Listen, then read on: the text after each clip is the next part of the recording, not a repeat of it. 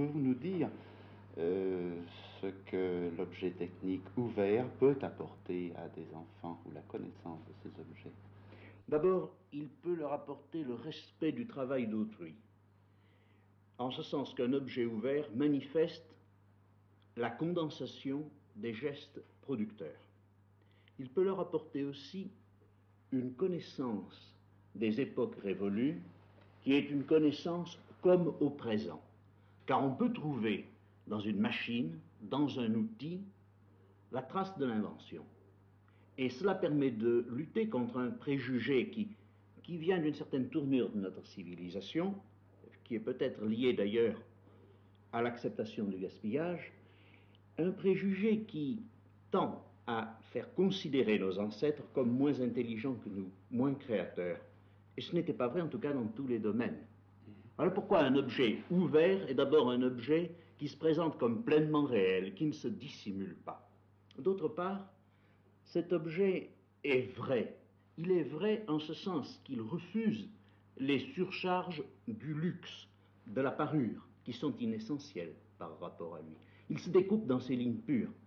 Il présente son style comme étant très près de ce que les philosophes appelleraient l'être, et il refuse le paraître. C'est donc une leçon de réalité, une leçon de véracité, et d'autre part, une leçon de respect intelligent du passé. Je dis intelligent, car le respect qui ne serait pas intelligent, c'est le respect qui verrait dans le passé quelque chose de globalement sacré, de globalement admirable, même dans ce qui ne l'est pas. Alors, sans doute, l'objet, par son ouverture, permet, si on peut dire, de jeter un regard d'inspection dans l'activité de ceux qui nous ont précédés. C'est autrement une dimension culturelle qu'on pourrait introduire dans la technologie. Voyez-vous d'autres finalités dans l'étude de l'objet technique en classe de 4e et 3e? J'en vois d'autres, naturellement, qui seraient strictement pédagogiques. Et bien d'autres avant moi les ont présentés. Développement de l'intelligence, formation du sens de l'effort, capacité de travailler par soi-même et de contrôler le résultat de son travail par le succès direct qu'il obtient. Et il en est une sur laquelle on n'a pas beaucoup insisté. Peut-être pourrait-on malgré tout y songer.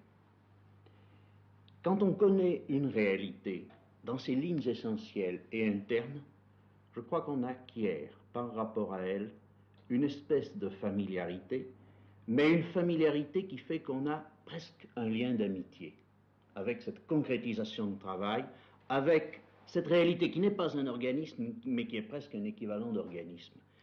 Dans ces conditions, l'objet réellement connu, authentiquement pensé, ne peut plus être l'occasion d'une espèce de violence, de dérèglement. Il me semble que de pénétrer réellement la signification d'un objet technique, cela exclut qu'on puisse en faire un instrument de débauche de vitesse ou de violence à l'égard d'autrui ou de prestige social. Ce sont les différentes libidines, excellendii, et ainsi de suite, qui, en somme, ont été présentées par les moralistes comme pouvant provenir de la possession des richesses. Il ne faut pas que l'objet technique devienne une richesse, en quelque mesure, mais qu'il reste un instrument et presque un ami dans notre rapport au monde. Tous les pays